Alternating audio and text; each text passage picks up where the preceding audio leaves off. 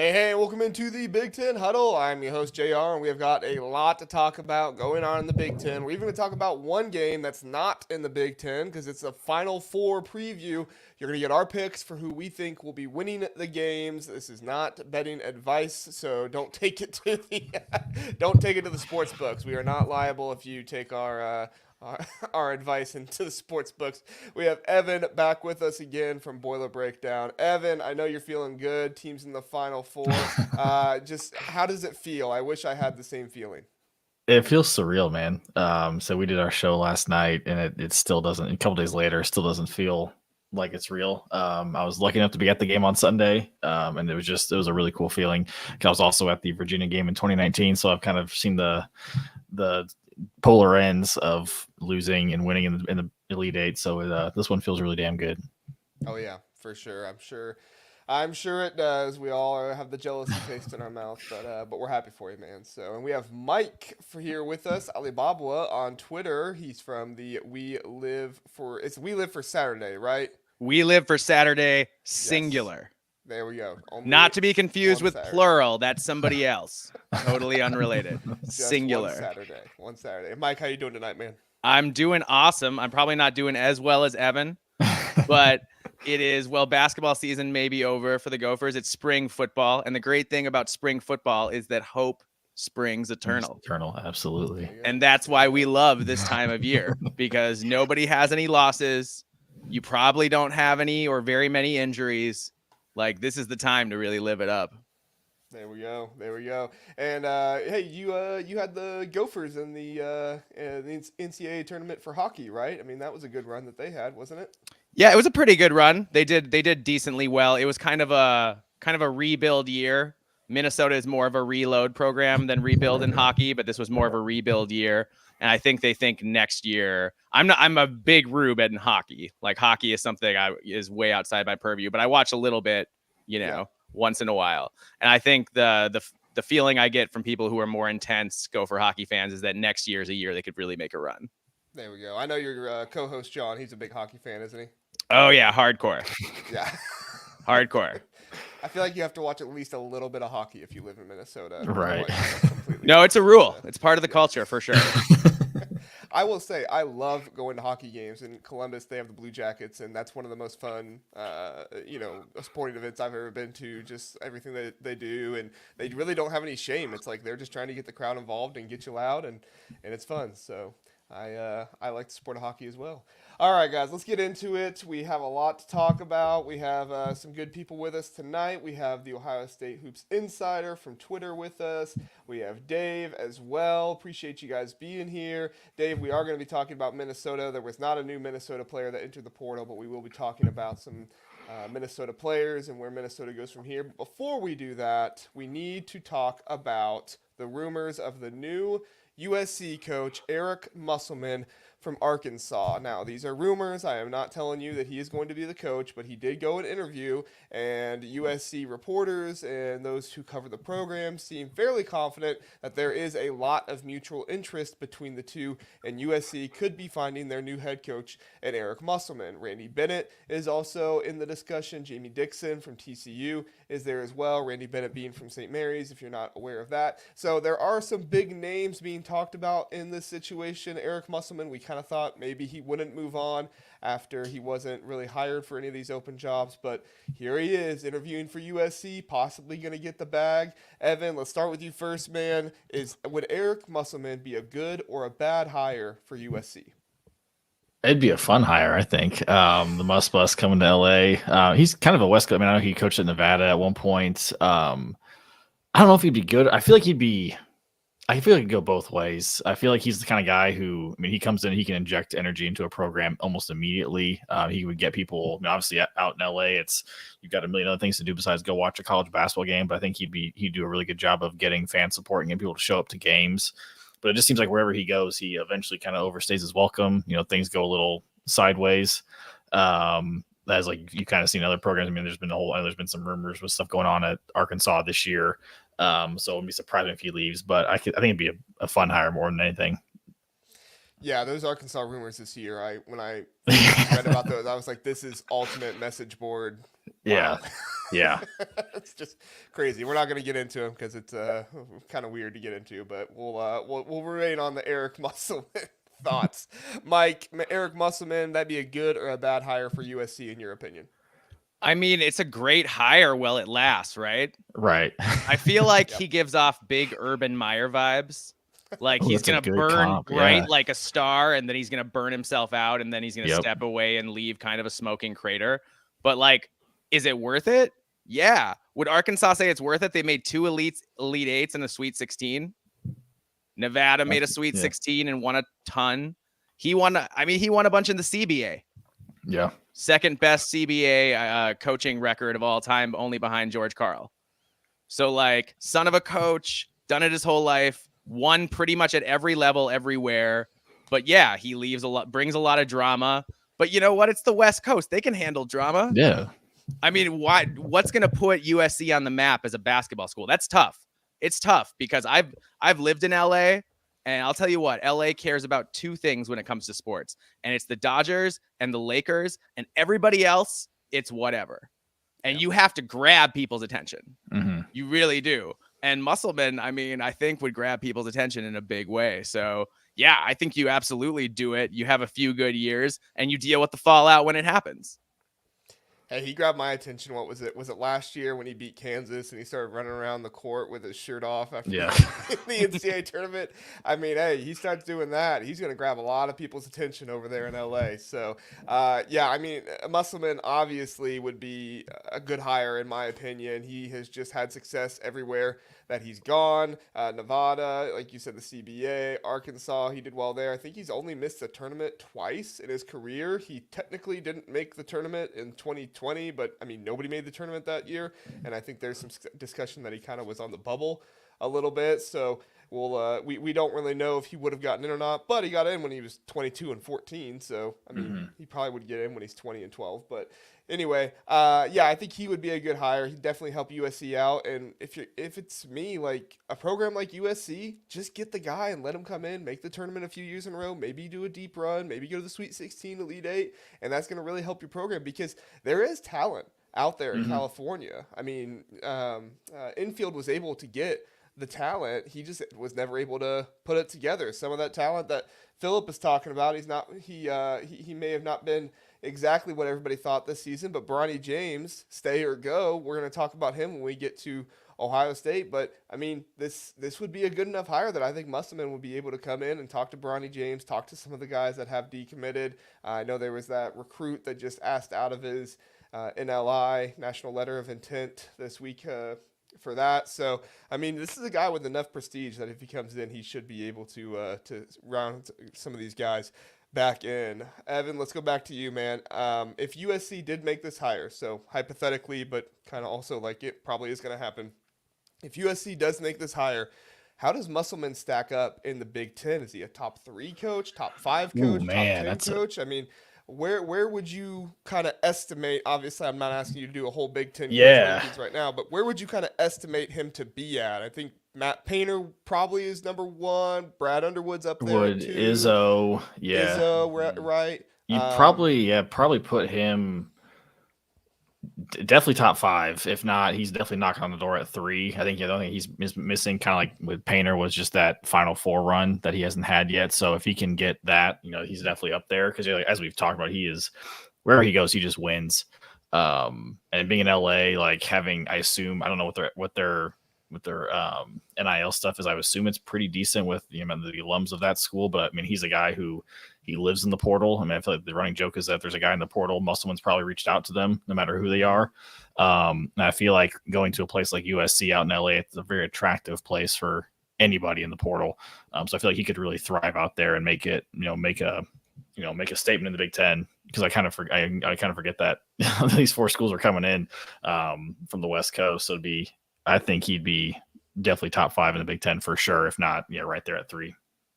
Yeah, I think it's the argument of Tom Izzo and Brad Underwood with him, right? I mean, Brad Underwood has kind of silenced the haters a little bit this season, getting to the Elite Eight. I think if they play any other team except Purdue and UConn, they're probably in the Final Four. I mean, probably, Absolutely. we don't know for sure, but they probably are in the Final Four. And at the same time, you have Tom Izzo, who he is kind of not doing his best the past 3 or 4 seasons. I think even Michigan State fans would admit that, but he still is able to win games in March. He had it close with North Carolina at the beginning of the game, showed that he could still make that happen. So I think Musselman comes in and top 5 for sure, like you said, but that top 3 is kind of the iffy part there. Mike, what are your thoughts? Top 5, top 3, what do you think? 3-ish. I mean, I think Painter and Izzo I'm taking still. I mean, Izzo he gets the Lifetime Achievement Award for me at this point. He did win a national title, however long ago it was. He did do it, and he does win, like you said, in March still. So I put him in Underwood territory, but I wouldn't put there's nobody else up there, you know? So I think he's in a really good spot. Both, where he'd be at USC and where he'd be in the Big Ten recruiting hierarchy. I think he could do really well. Yeah, I think he could too, and definitely would make a splash for USC going into the season. I mean, if there is any year that a Pac-12 team was going to fire their head coach, it was this year that's coming into the Big Ten, because it's kind of like you get that reset. You're able to bring guys in, and people are going to give you a little bit of forgiveness if you don't do something hot at the beginning, because they say you're in a new conference. But yeah, it's very, very interesting. Let's see, we have some comments here.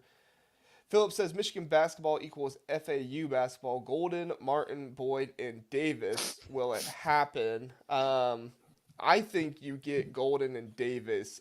I think it's either Martin or Boyd. I can't remember. One of them is rumored to want to kind of go off and do his own thing and be a star by himself and stop playing behind Davis.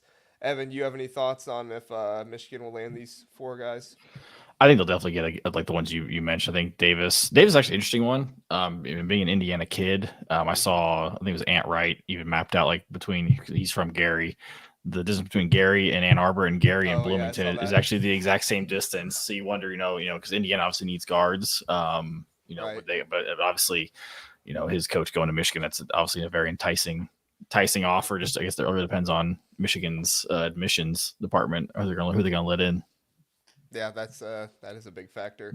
Mike, your thoughts? Any of these 4 going to Michigan? Oh, I'm not as in on that. I'll be honest. I'm not up on my non-Gopher basketball recruiting. No problem. I thought it was an interesting question there from Philip. All right, guys, let's move on to the next one. We'll get into the previews now. Evan, your Boilermakers, they're facing NC State. The number 1 seed is facing the number 11 seed in NC State. Ken Palm has Purdue predicted to win this 81-70. A very interesting matchup. Purdue is the 2nd best offense, and Ken Palm the 17th best defense. And then, I put GSU. My apologies. That should be NC State. Is the 40th best and the 44th best in defense. Evan, what are your thoughts going into this game? Should be a fun matchup. I mean, obviously the big talking point of this game is Edey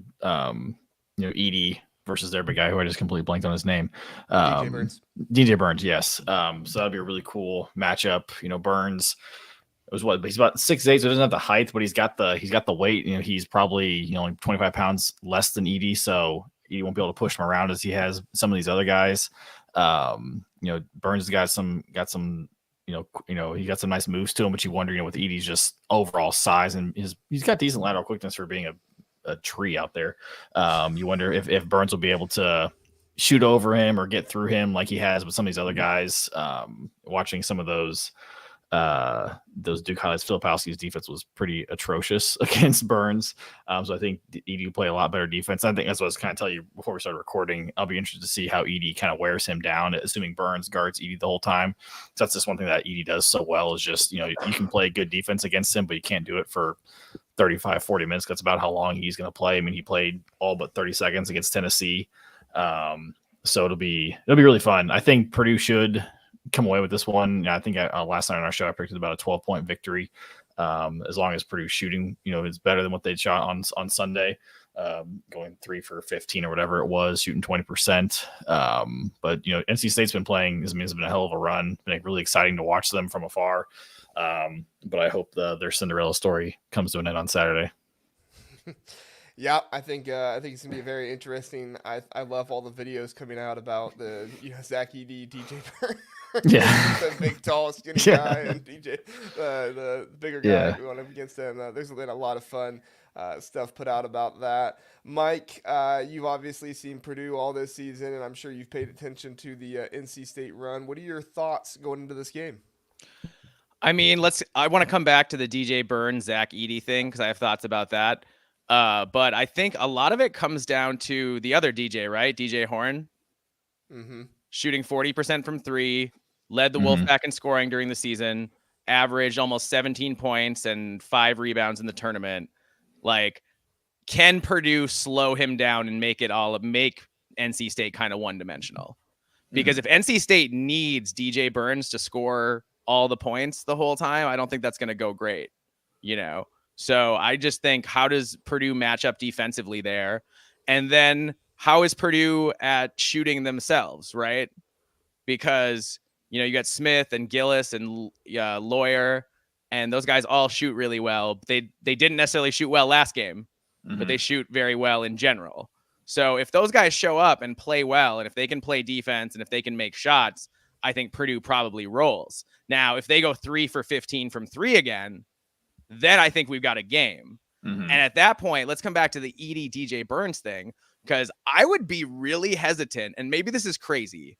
I wouldn't want to have Edey on DJ Burns all the time because he's got a Jokic style amount of fakes and pivots and moves and everything. I would be terrified that Edey is going to take 2 quick fouls. And then what do you do? You know what I mean? Absolutely, so I'm wondering if Purdue, I mean, Evan, you know better than I do. You know Purdue's roster inside out, I'm sure. So is there somebody else in the, in the starting lineup or coming off the bench even that you could put on DJ Burns and make it so Zach Edey doesn't have to guard him the whole time? Or am I crazy and you want him on DJ Burns all the time? No, I mean, you're right. I mean, what Purdue's done a lot this year against bigs, it really kind of depends on, does the big shoot really well or not really well, does the big shoot a decent amount, or are they at least a threat? Because you've seen Purdue, if they have if the opposing team has a big who's a threat to shoot, they'll put Trey Kaufman-Renn, our 4, on him, which he's about 6'8", 6'9". So he's, he's got some good size, got some good quickness to him. They put him on that center. They put Zach. I mean, hell, against Illinois, they put Zach Edey on Ty Rodgers, their guard, because Ty doesn't shoot. So it's like you kind of played a one-man zone. So I can see them doing that. They've done that a lot this year. But yeah, you're right. Like he does have a lot of fakes. What I'm have some more faith in is that Zach Edey did play or practice against Travion Williams for 2 years, kind of playing behind him. So hopefully he's kind of had that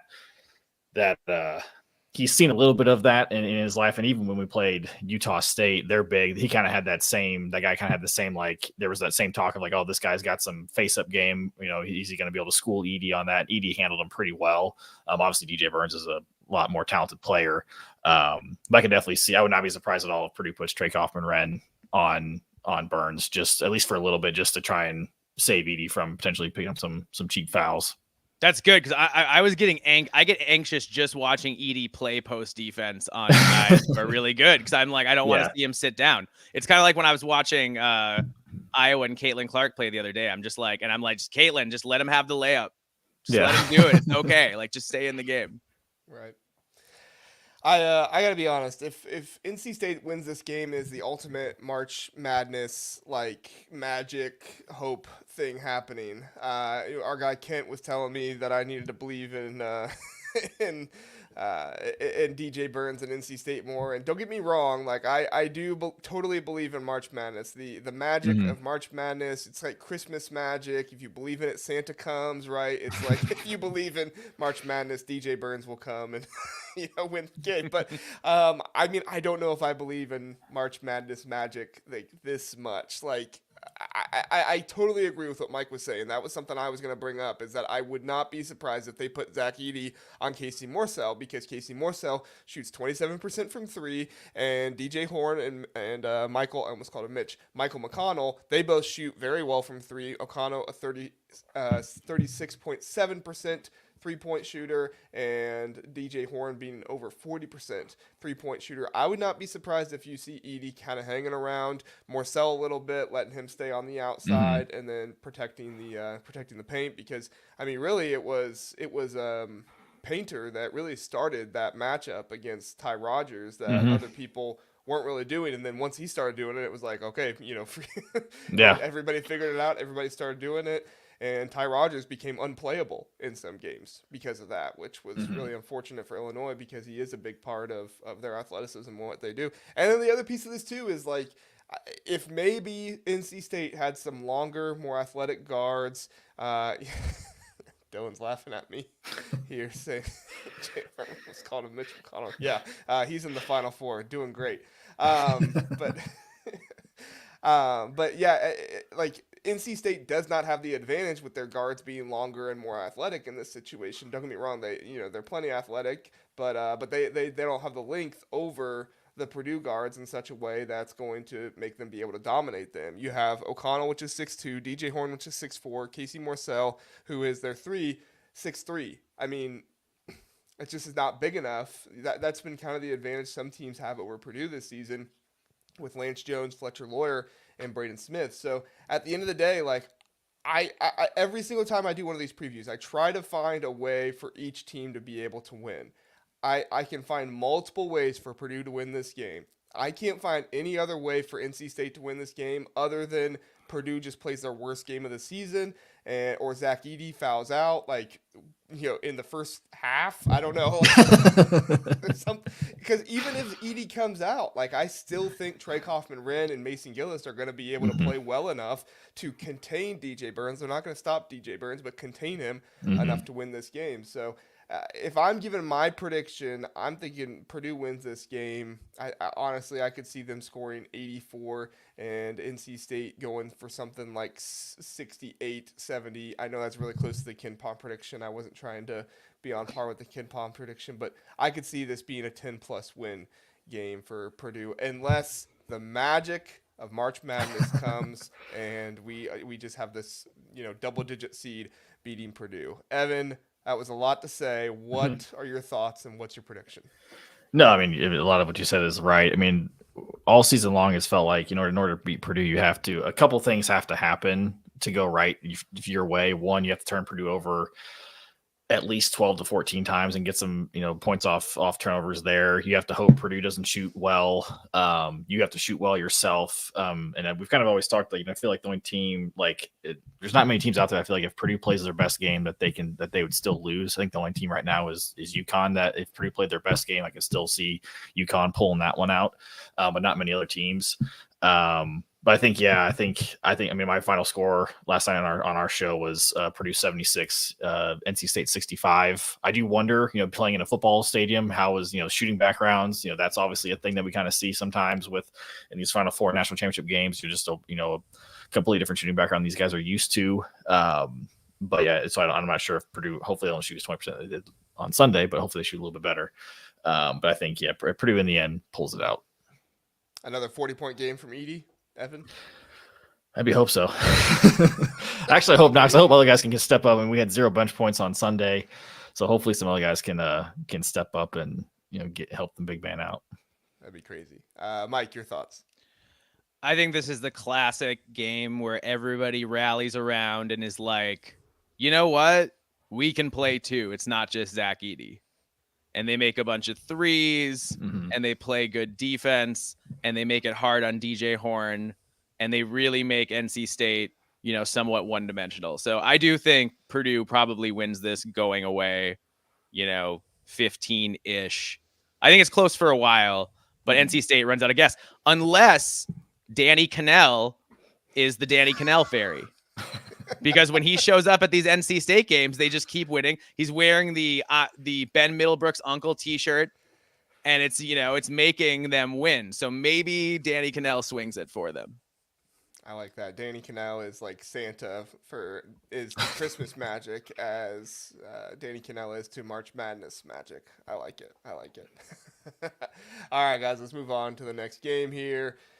UConn, Alabama. I've not really talked about either of these teams much this season. I have seen them play, obviously. I am a hoops fan. I watched Illinois play against UConn, and that was fun in the first half. And then UConn did what UConn does, and that kind of went from there. I won't bring it up for our Illinois fans who are watching here, but kind of same thing with NC State. Obviously, I feel like Alabama has played better throughout the year than NC State has. I think that they have a tremendous offense, one of the best in the nation. It's just their defense here and there. Mark Sears, I think, is a fantastic player. I would say one of the top 10 players in the nation in my mind, if not top 5 up there as well. But he's just one of the best players out there, and the way he's able to play, he's going to have to be the difference in this one if they do want to win. But I mean, UConn, they have Tristan Newton, who's no slack himself. I mean, he's up there for top 5 players, top 10 players in the nation as well. And obviously Klingon. I mean, what Klingon was able to do against Illinois, it's almost like you can't pick against him, it seems like, after you saw that performance. And going into this one, Mike, we'll start with you first on this one. Just what are your thoughts going into this game with UConn versus Alabama? I mean, first of all, Sears is an absolute wonder, isn't he? Mm-hmm. So in the tournament, he's scoring 24.5 points a game, 45% on 9.5 3-pointers a game. And then you've got Grant Nelson, the kid, the NDSU transfer, from native of Devil's Lake, North Dakota, my home state. So I have to get that out there. Just dominating, had 24 points, 12 rebounds, 5 blocks, including that full court block to seal the game.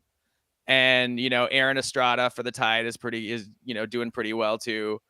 They're great. I mean, they're a really great team. Sears is as good as it gets. But can anyone hang with UConn at this point? They're terrifying. They're terrifying. Klingon is so quick for someone who's 7'2". And he's so long, and he just disrupts everything.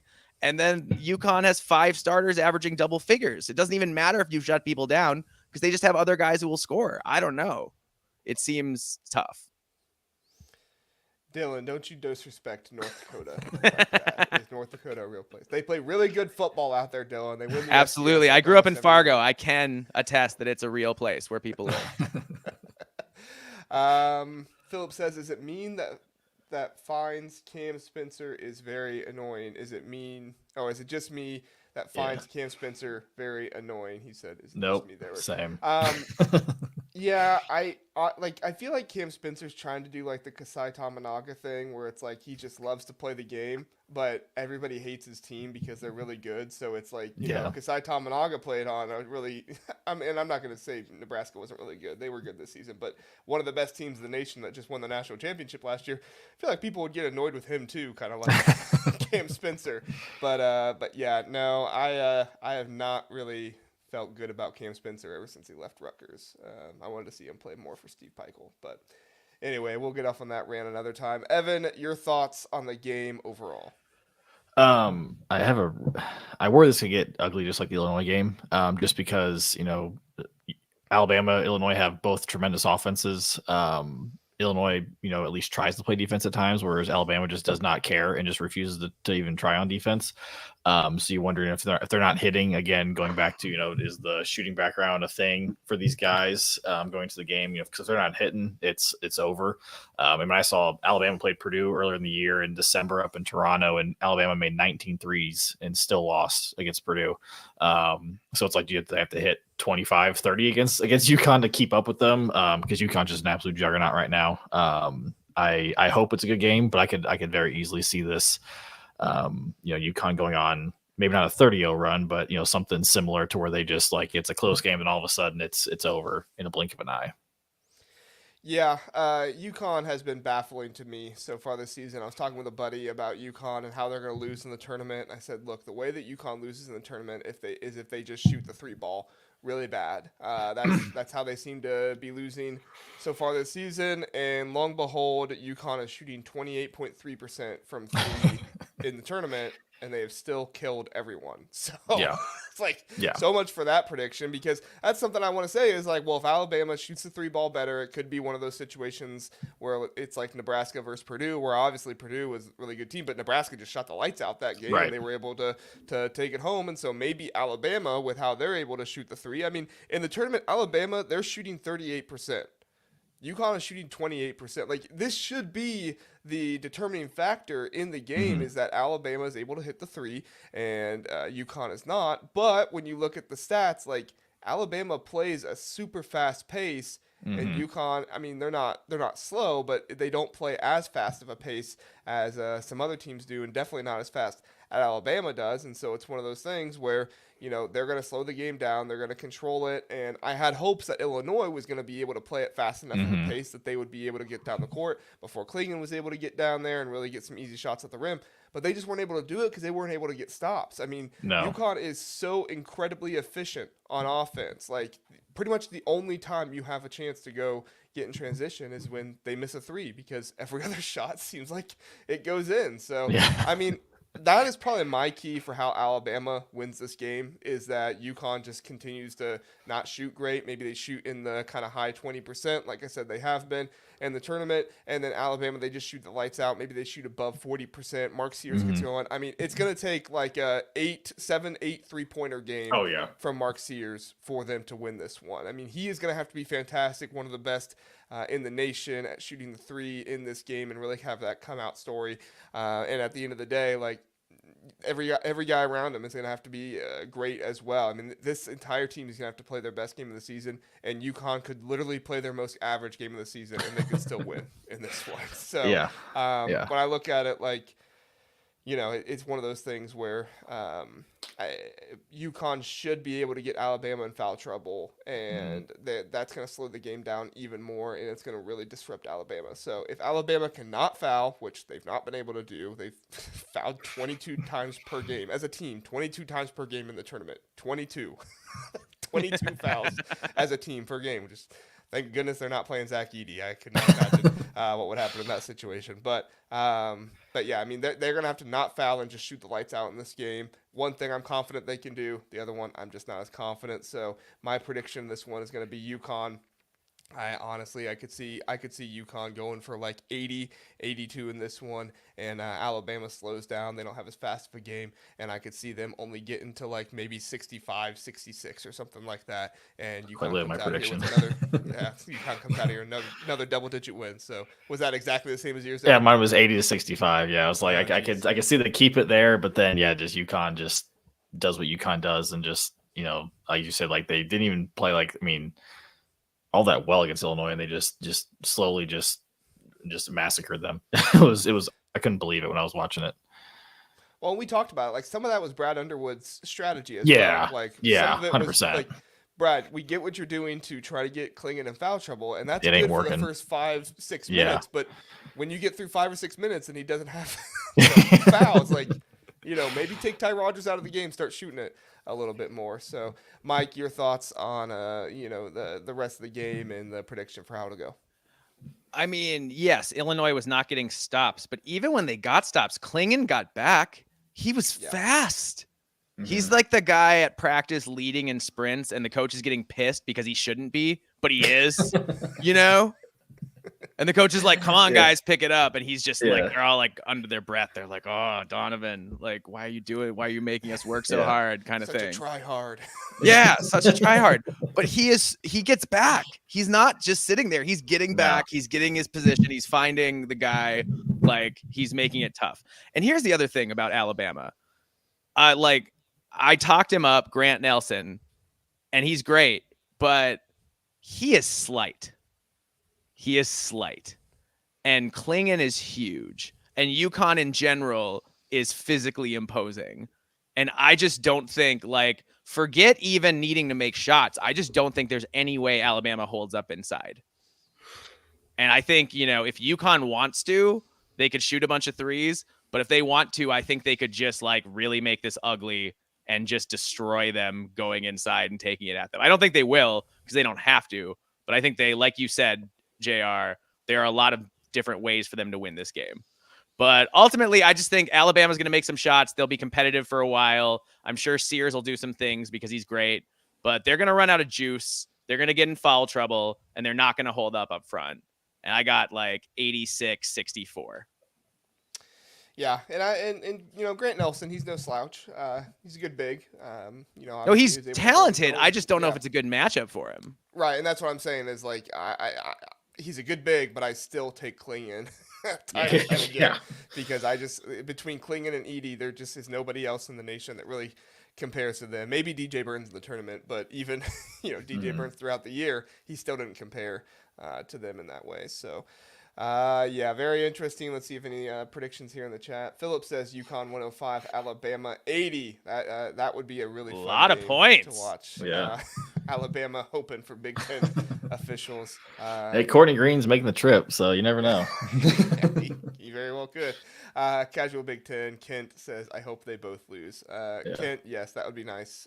But unfortunately, basketball don't work that way. We're assuming that UConn makes it there because right now they still haven't left. They're having plane issues. Yeah. This is just what. So that's the only thing that can stop UConn. It's a plane. Yeah, it's just them not making travel issues. That's Dan Hurley is gonna go to Enterprise and rent a bunch of 12-passenger vans. Like, guys, we're gonna get there. We're gonna face all this adversity. Nobody's gonna stop us. Besides, I texted my group of my friends. I was like, Dan was going to use this as some motivation. They didn't want us to make it to the game. This is why we're gonna. It's like, God, he will. Yeah. Nate Oates paid off the airplane mechanic to make it so it wouldn't work or something. Oh man. Philip says UConn practice jersey games. God. I love that. All right. Hey, we're going to take a quick break and watch an ad, and then we're going to come back and we're going to talk about some Minnesota portal stuff, and then we'll get into some of the Ohio State portal stuff that's going on and maybe a few rumors as well. So we'll take a break. We'll be right back. Looking to rep your alma mater or your favorite team in style? Look no further than Home Field. Home Field, based in Indianapolis, is your go-to destination for premium collegiate apparel. With a passion for comfort and a flair for vintage design, Home Field brings you officially licensed gear that is cozy as it is stylish. With over 150 colleges to choose from, Home Field digs deep into the archives, uncovering forgotten logos, iconic mascots, and legendary moments to create apparel that is truly one of a kind. Head on over to homefieldapparel.com. Use my code TBTH for 15% off for new customers, or use my link in the description. If you're a serious college basketball fan, you need CBB Analytics. CBB Analytics isn't just another stat site. It's the ultimate destination for in-depth basketball analysis. Used by fans and coaches alike, CBB Analytics delivers stats that you won't find anywhere else. It has comprehensive stats for men's and women's basketball across Division 1 through 3, dating all the way back to 2018. From shooting percentages to game recaps, CBB Analytics has it all. Head on over to cbbanalytics.com. With their user-friendly interface and extensive selection, you'll have all the stats you need right at your fingertips. Don't miss out. Try CBB Analytics for free or pay for a pro tier for your basketball knowledge to grow to the next level. CBB Analytics, where every stat tells a story and every game is a masterpiece. All right, we're back. Let's talk some Minnesota portal. So last year, the portal was rather good to Minnesota. The Jamison battle loss looked like one that was really, really difficult for them, but they were able to bring in Mike Mitchell and Elijah Hopkins, who wasn't even rated in the portal on 24/7. He turns into one of their best players this season. Ben Johnson obviously knew what he was doing. Mike Mitchell coming over from Pepperdine. And where did Hawkins come from, Mike? Was it Buffalo or something? It wasn't Buffalo in the MAC. I think I'm forgetting offhand. Might be. It looks like a Buffalo logo. Yeah. from the NFL. I was just happy we had a plus athlete at point guard for the first time since Nate Mason. I wasn't even worried about where he came from. I was just like, this guy fell out of the sky and he can move and actually match up athletically. Thank the Lord. Oh yeah. He was one of my favorite players to watch all season.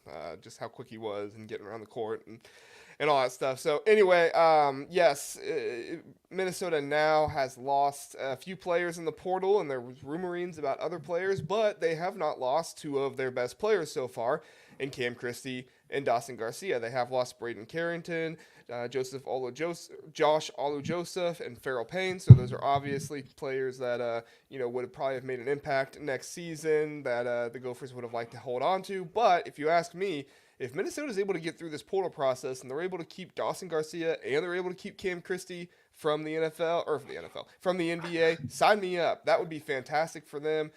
Mike, what are your thoughts for Minnesota in the portal so far? Their 3 players that they've kept are Mike Mitchell, Dawson Garcia, and Cam Christie. What do you think the future is for them if they're going to continue to stick around, and just your overall thoughts in that area? Well, let's go back to Joshua Ola Joseph had really fallen out of the rotation.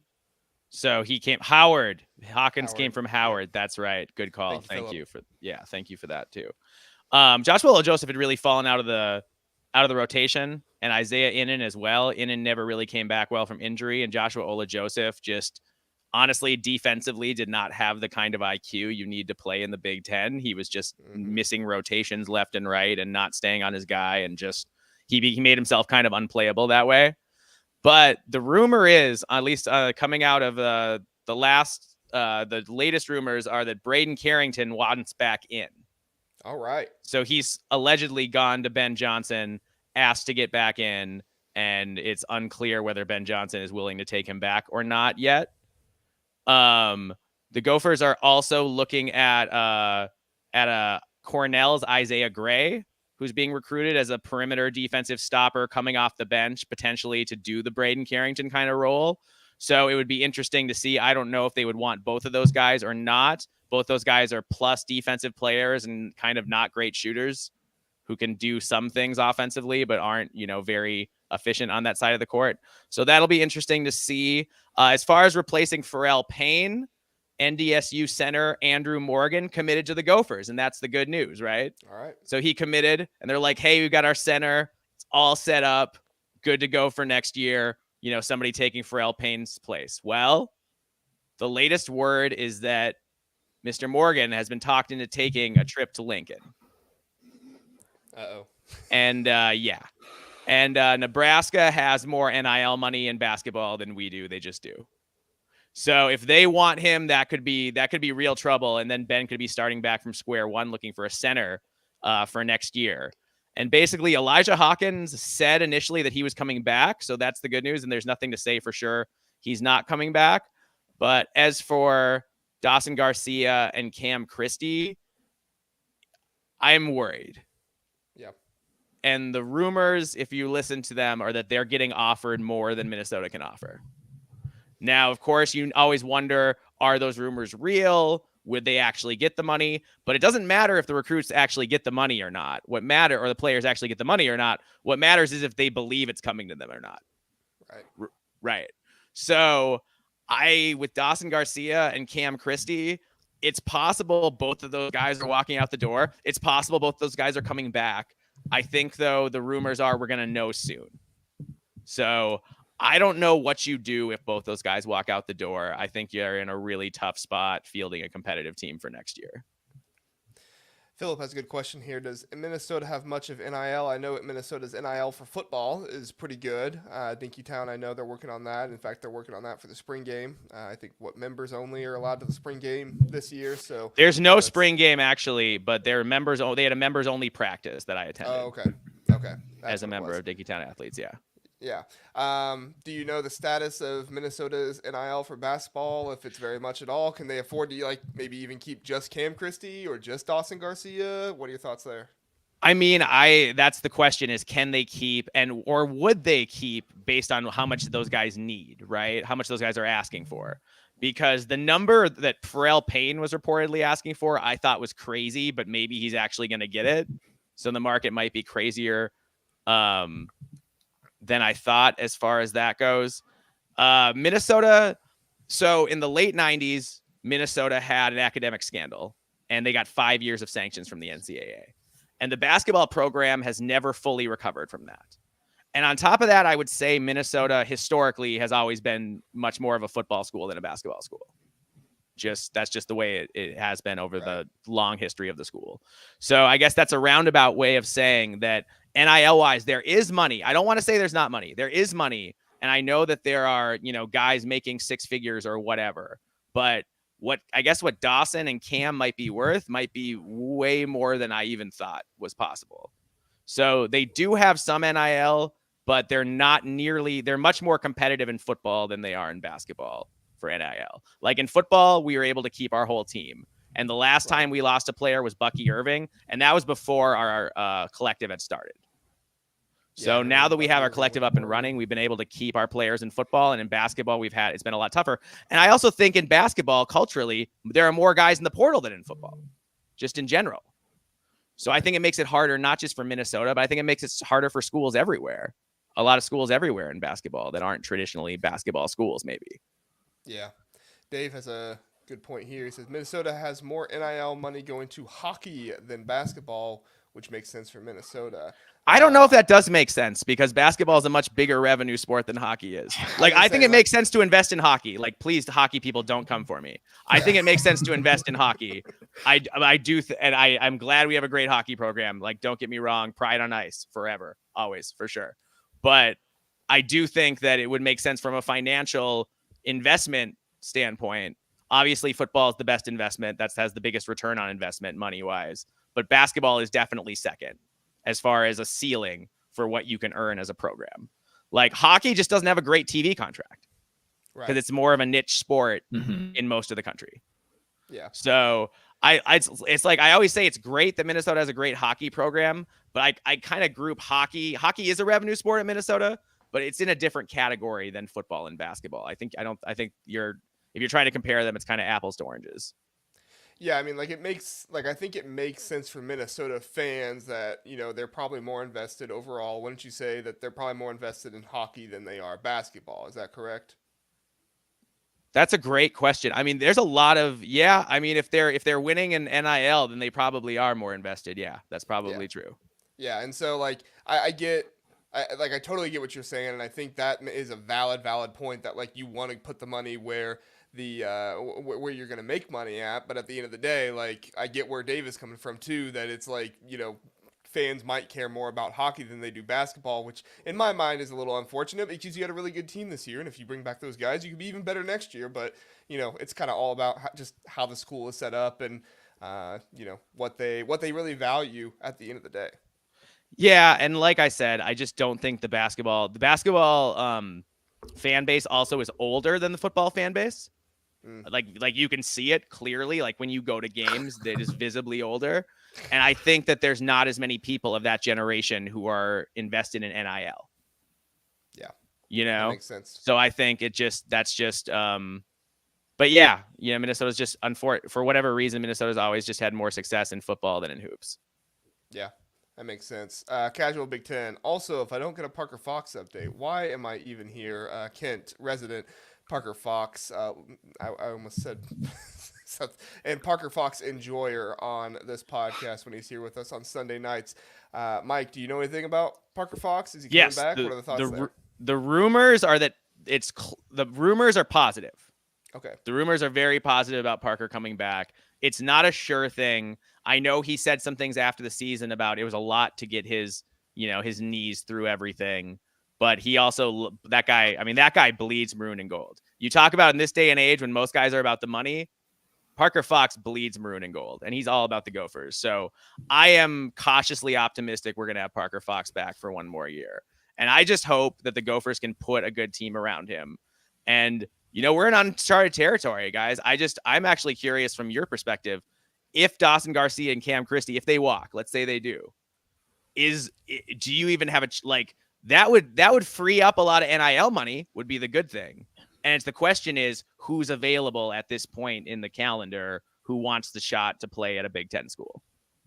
What do you think, Evan? If they lose Cam Christie and Dawson Garcia, is Minnesota going to be able to field a similar team they had this year where it's kind of middle of the pack, Big Ten team, almost a bubble NCAA tournament team?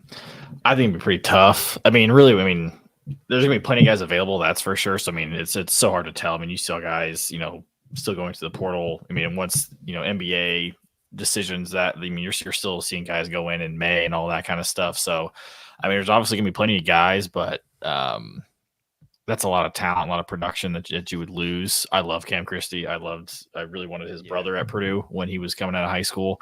Izzo snatched him up, but they're awesome. I had heard or just read some rumors towards the end of the season that Garcia was like a surefire, like, oh, he's leaving just to chase the bag, along with like AJ Storr from Wisconsin. There was like the two names that were like, oh, they're definitely leaving their schools to go chase the highest bidder. But so the fact that he hasn't come out yet, I mean, I feel like it's got to be somewhat encouraging, but I mean, it could happen any moment. But yeah, it sucks. I like Ben Johnson a lot. He's a really good coach, and it just sucks this day and age that it's just so hard to, I mean, for the coaches just to even just keep anybody at this point. It's just a bummer. But what I always say at We Live for Saturday is that until we get a collective bargaining agreement and we're actually paying the players directly from the TV revenue and from like the massive revenue pot that everybody's got, until we have that in multi-year contracts and buyouts, we're not going to have any stability in college sports. And college basketball is even more unstable than college football, like significantly more unstable. Right.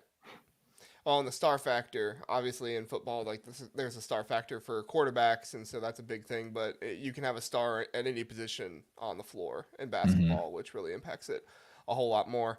I think that, Ben Johnson has a very interesting job at Minnesota. I think that his job is a lot more of identifying talent from schools that are under you, similar to Howard with bringing in Elijah Hawkins.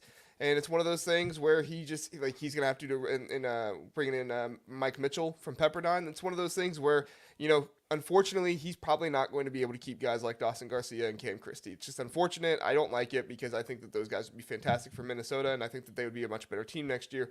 But if he can bring in guys like the North Dakota State transfer, keep him from Lincoln, maybe they don't offer him as much because they have to pay some other guys. If he's able to keep him coming to Minnesota and maybe some other players from smaller schools that do well, and maybe they're just looking for a chance. They're kind of up there in the north, and they're not getting as much love as some of the players, out in California or maybe down south.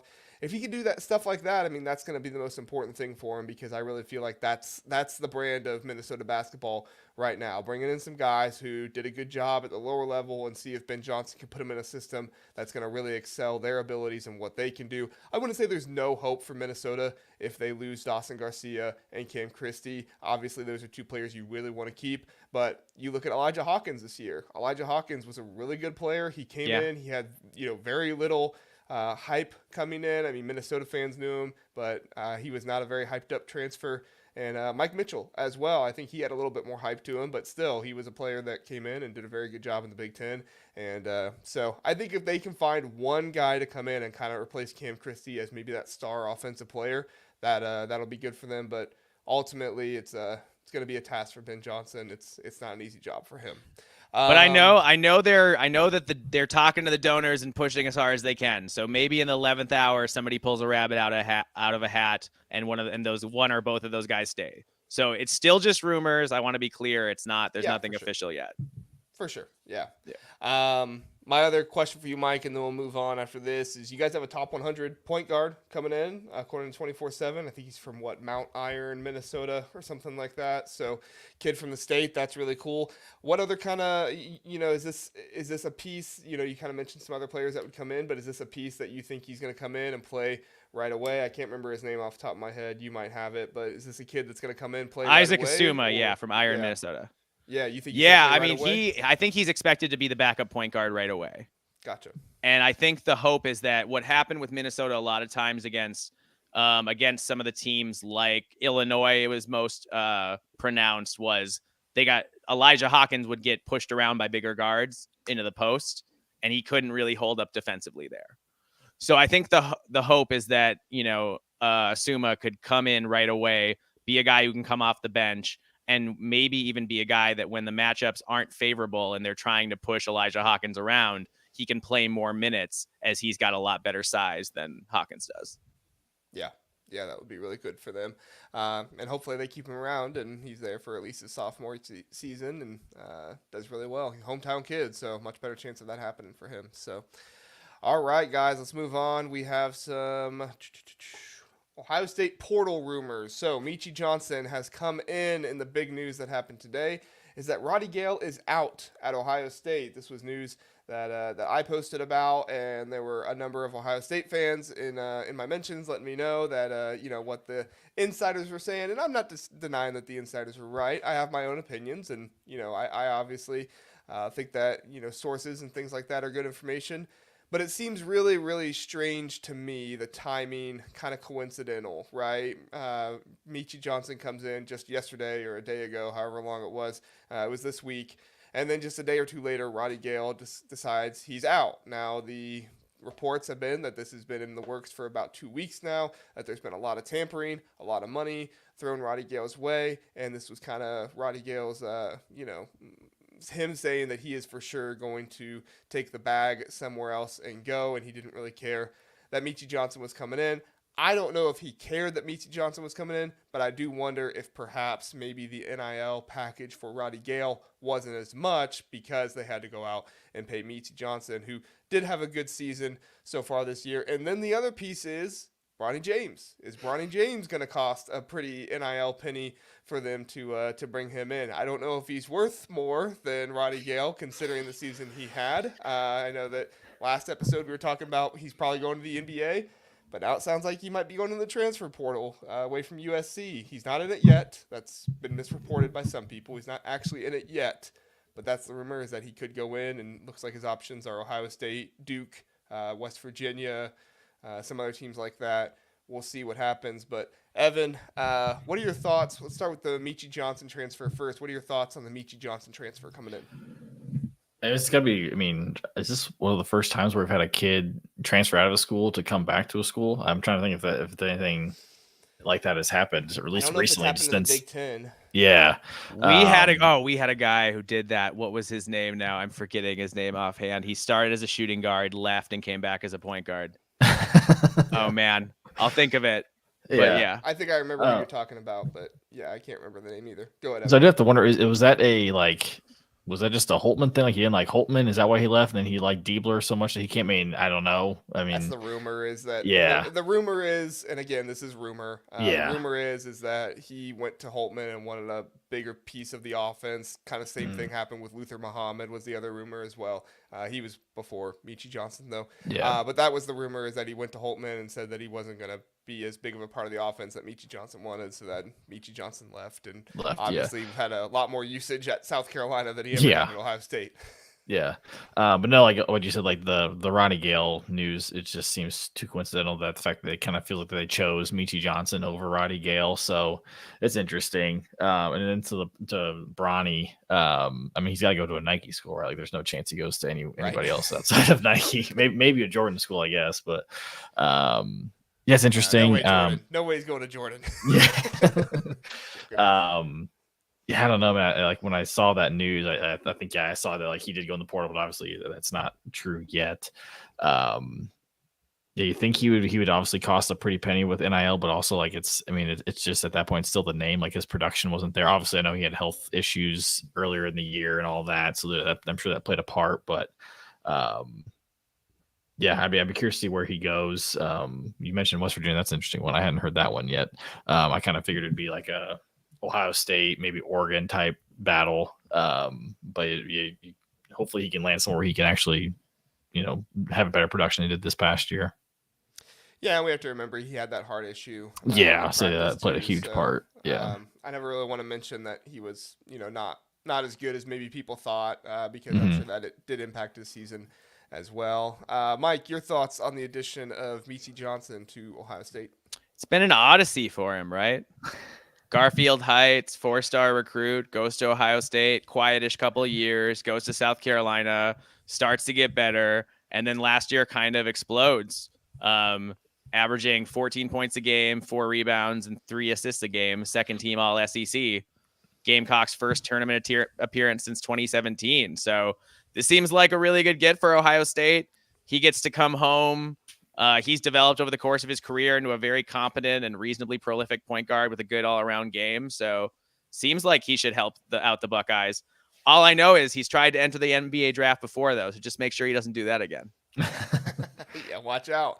Our guy Ohio State Hoops Insiders here, OH, I'll give you an IO there, man. Appreciate you being here for this.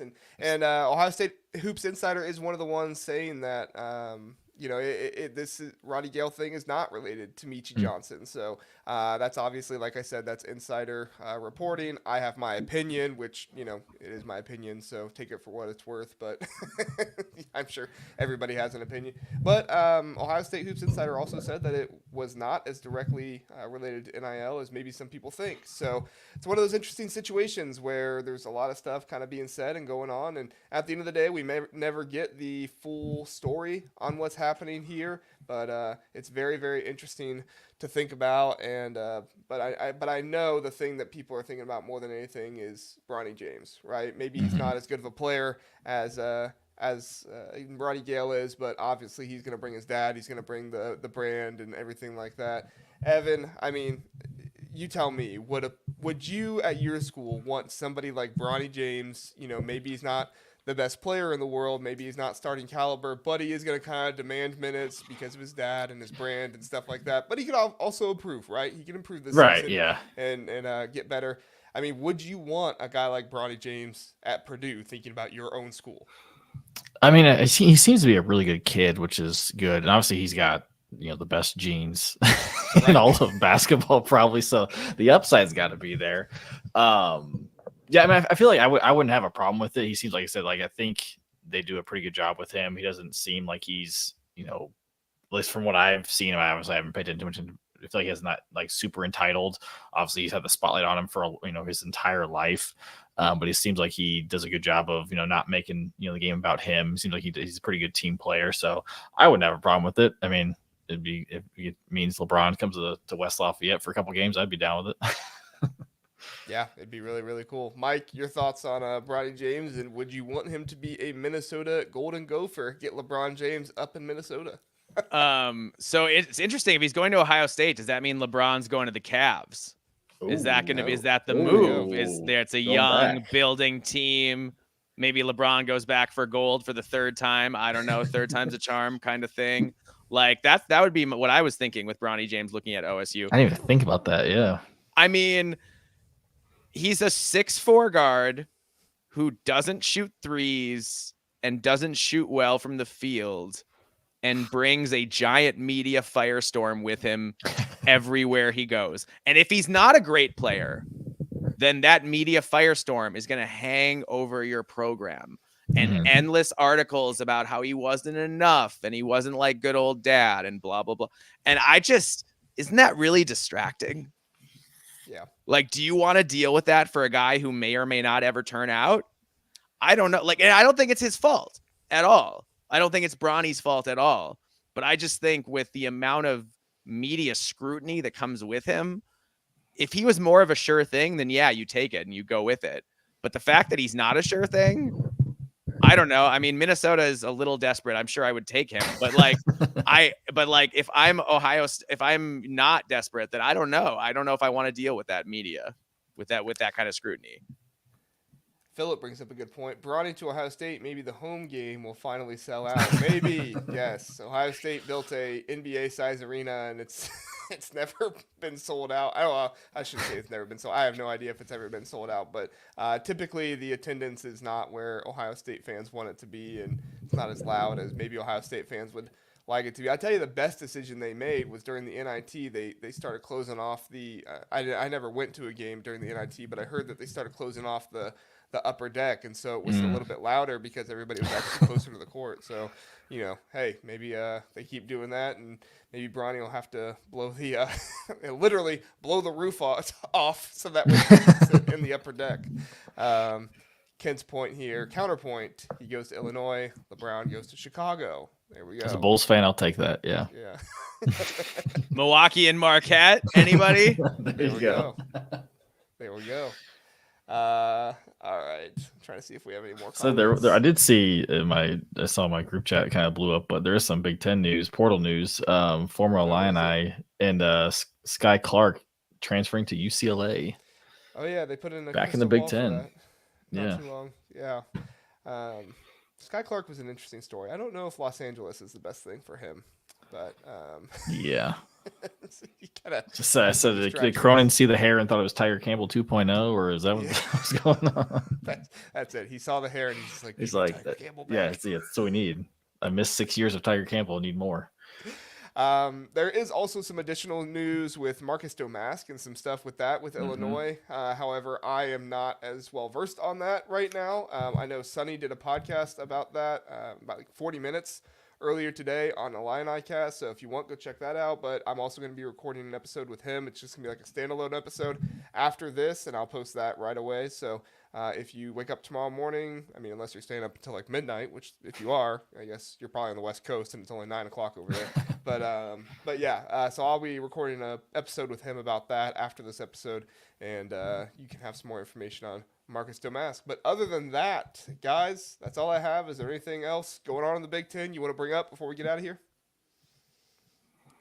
No, transfer portal gives and takes away. We all just have to wait and see what happens. Yes, we do. Evan, best of luck to your Boilermakers, man. Thank you. It's crazy that Purdue's playing in April. Hasn't happened before in my life, so I'm going to enjoy it. We'll see the DJ Burns, Zach Edey show. Evan, why don't you tell people where they can find your podcast at?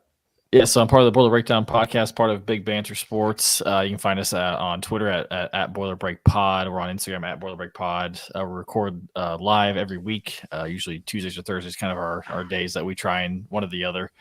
We go live on YouTube, Twitter X, Facebook as well. We'll definitely have, if Purdue wins on Saturday, we'll probably try and do something on Sunday to preview the national, which is blows my mind to even say out loud if Purdue plays a national championship. But yeah, Boiler Breakdown podcast, part of Big Ten Banter Sports. We're happy to be here. Appreciate you having me on. Of course. Glad to have you here, Evan.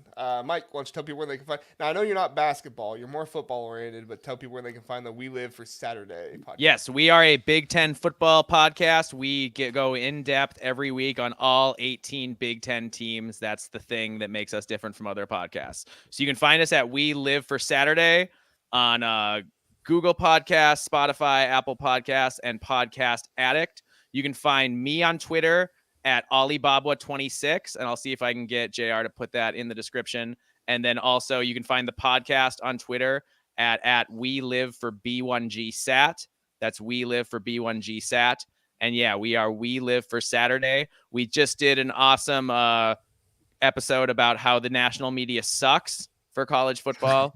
And also we did one coordinator for each, our question mark coordinator for each team. So please check that out. All right. Do have a comment here. Dave was asking me to pull up. How close are we kicking out Wisconsin from recruiting kids from North Minneapolis and Lakeville? Mike, this sounds like something that would be more up your alley than mine.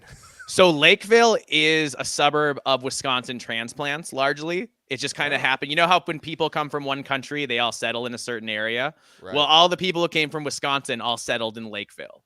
So they send a disproportionate amount of athletes to Wisconsin, and it bothers certain Gopher fans because it's basically in-state recruiting. It's basically a suburb of Madison that just exists near Minneapolis. Wow. So people get annoyed about the Lakeville thing. They go to Badger camps. They like do the whole thing. They don't even pretend. It's like, wow. It's like one suburb that isn't Minnesota. They might as well secede. I literally would have never known that if it wasn't brought up here. Dave, I appreciate you bringing that up, and Mike, that is very interesting. I would have never thought about that.